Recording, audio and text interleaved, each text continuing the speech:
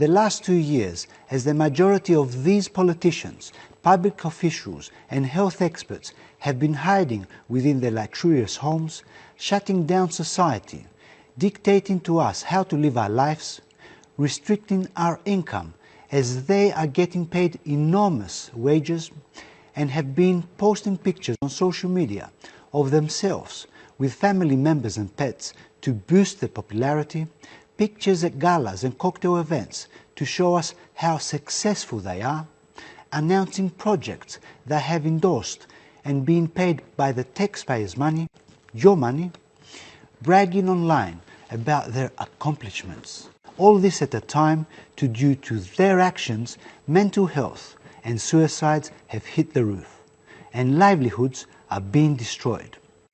The last 2 years, I personally have been out there, in the real world, dealing with the day-to-day problems of our community, alerting and exposing negligence of certain people within positions of authority, to the police, the federal police, the CBS, and to our courts, though I thought they would care.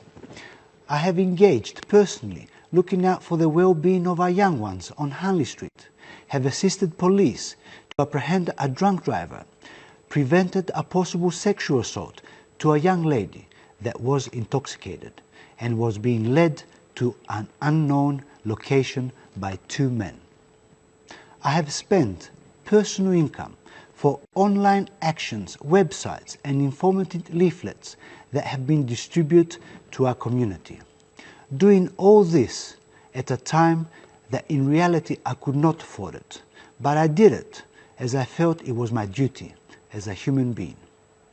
I personally reached out there publicly with open letters to Stephen Marshall, Nicola Spurrier and Scott Morrison, expressing my concerns on my website stephenkelly.com.au and on my public Facebook page. On the 7th of August 2020, having concerns about the growing division created between the police and the general public, I posted my thoughts and opinion. The police are not to be blamed, trying to contribute to de-escalate the tension that existed. On the 25th of August 2020, I wrote an open letter to the Prime Minister, Scott Morrison, as I felt the information that was given at the time about this crisis were not complete and reliable. On the 5th of December 2020, I wrote an open letter to Stephen Marshall and Professor Nicola Spurrier, as I had contradicting information about the PCR test, asking them to clarify if this PCR test is actually a test or just an RNA amplification process. I had tagged the mainstream media, newspapers, SA Health, SA Police, the Adelaide City Council, the Lord Mayor of Adelaide, Scott Morrison, and other politicians, including Peter Malinauskas. And to my surprise, there was not even one single reaction from them. You would have imagined that serious concerns like this, mid of a crisis, would have been looked at and addressed upon. By them ignoring my concerns, reinforced my opinion that something is very wrong here. Some of the things my father taught me was not to be selfish and always spend some time for the common good, to never underestimate anyone, respect every single person no matter of the social status, to not be afraid to get out of my comfort zone, help people where I can, not to fear to stand up when things do not look right, ask questions, that everything is possible, to expect the unexpected, and that for everything there is a solution. I like to be informed, to research, investigate things in a complex way, seeing them from many different angles, finding multiple solutions for that one problem. At other times, I would see a problem in a more simple way and have discovered that many complex issues can have simple solutions. My friends, The most easiest and simple way for us to get out of this madness and to get back to normal as we knew it is to get rid of all these people that have harmed us. As they have proven to us, these last 2 years, these politicians are the threat to us and to the future of this country. They must never again be part of any local or federal government.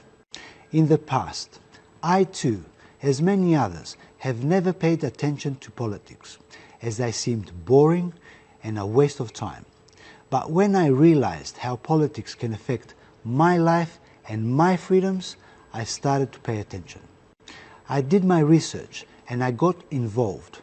From what I have observed and the information I have up to today, I have great concerns for all of us. As this crisis has been handled, there is various directions and outcomes that we can be led to. Just observing what is happening in other countries can give you a glimpse of our future. I'm afraid that we will be in much trouble, and as these politicians are not taking anything else in consideration, society could be shut down and we all could be at their mercy. Whatever you are doing today and any plans you have for tomorrow, forget about them. They are irrelevant, as you now have no control of your lives and your future. You must realize any plans can be shattered in an instant by one single Facebook post by these health experts and politicians. Forget about going out for dinner, to a pub, to a bar, to a nightclub. Forget about celebrations and gatherings, hugging, kissing and dancing. Forget about traveling and your freedoms, as these activities are against their beliefs and their agenda.